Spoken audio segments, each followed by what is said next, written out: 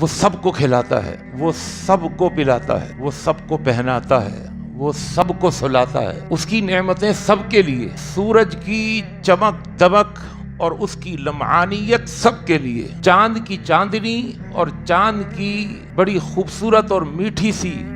اس کی یہ چاندنی سب کے لیے، ستاروں کی درخشانی سب کے لیے، سمندروں کی طغیانی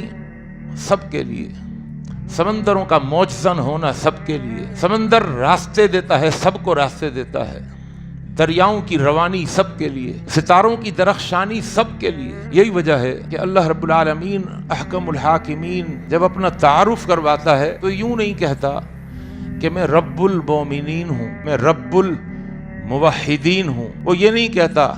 کہ میں رب المسلمین ہوں، مسلمانوں کا رب ہوں، وہ یوں نہیں کہتا کہ میں رب المتقین ہوں، میں متقیوں کا رب ہوں، وہ یہ نہیں کہتا،